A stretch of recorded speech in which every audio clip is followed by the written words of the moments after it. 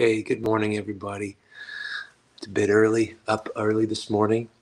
Had a beautiful time with the Lord, and as you can see, I'm just hanging out here in my living room by the fire. And the devotional thought today was again, obviously provoked by the word.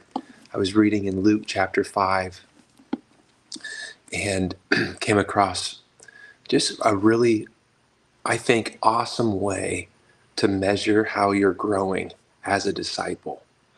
There's many ways we could say we could measure our growth, in holiness, fruitfulness, effectiveness in ministry or service, the quality of our love and our core relationships, and then even especially our love for those that don't look like us, act like us, or value the same things we do, loving our enemies. So there's multiple ways to measure growth as our discipleship, effectiveness and witnessing, utilizing our gifts and stewarding our resources for the expansion of God's kingdom. You get my point. So what I'm about to say is not an exhaustive, obviously once and for all word, but I really think it's going to help some people today. How do you measure growth as a disciple? 2 episodes from the life of Peter as a case study. So Luke chapter 5, Jesus rose up to the shore of Peter and borrows his boat. Come here, buddy. My dog's here with me today. Borrows his boat, go out into the deep, let down your nets for a catch. Master, we've worked hard all night, haven't caught a thing, but favorite sentence of discipleship, but because you say so, we'll do it. They let down their nets, they catch such a large amount of fish that they literally have to get their partners to help them haul it in the catch to the shore. Episode 1, the beginning of Peter's discipleship. What does Peter say? Go away from me, Lord. I'm a sinful man. He starts discipleship. His propensity is, go away from me. I'm sinful. Jesus is like, I'm not going anywhere. And instead, he gives him a vision for his life and says, you will no longer be fishing for fish, you'll be fishing for men. Fast forward 3.5 years into Jesus' life and ministry. John 21.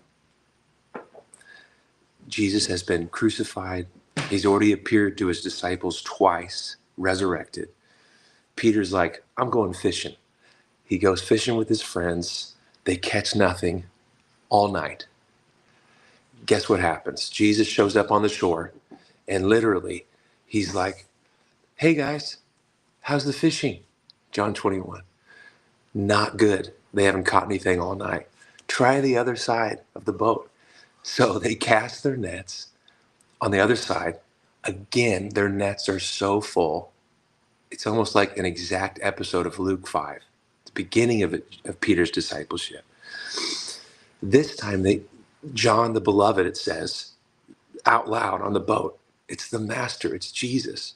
This time, after the miraculous catch of fish, Peter takes off his garment, jumps into the water, swims to the shore to get to Jesus as fast as he humanly can. They catch 153 fish. Jesus has breakfast prepared for them. But here's what I love. Here's what I was chewing on this morning in the Word. I think one of the true measures, of growth as a disciple is the time it takes you to run to Jesus after sin, after sorrow, with your doubt, discouragement, with the brokenness of relationship, with joys and triumphs, and the amount of time it takes us to get to Jesus in the good, bad, and ugly of life. Beginning of Peter's discipleship, Luke 5, go away from me. I'm a sinful man. Here at the end, John 21, same scenario, a worthless night of fishing.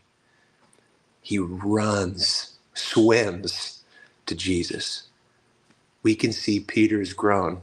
He's just denied Jesus, had a pretty bad run of events. Not exactly coming to Jesus 10 out of 10 of discipleship performance. But there's something he picked up over those 3.5 years of following Jesus that all disciples have to pick up. Jesus is the only source of our healing, of our hope, of our forgiveness. He's the one we want to share in all of life, the good, the bad, the ugly. How do you know you grow as a disciple? I land the plan here. Land the plan here. Land the plane here. You run to Jesus. No longer trying to hide or figure things out. That life of autonomy. No, we have no life outside of him. That's how we know we're growing. So friends, read it yourself. Read both Luke 5 and John 21, and you come to your own conclusion of seeing that Peter case study, knowing how you're growing as a disciple, that you want to run to Jesus, that you're increasingly saying, no, I want him involved in all of my life, the highs, the lows, the good, the bad, the ugly. May you grow as a disciple. And then obviously Jesus recommissions him. Do you love me? Do you love me? Do you love me? And aren't you thankful for second, third, fourth, fifth, thousandth chances as we are all growing, following Jesus as his disciples? So bless you.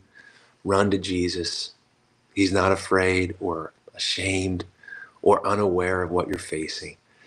May you, like Peter, after following him, get really, really good at just getting to Jesus no matter what. Bless you.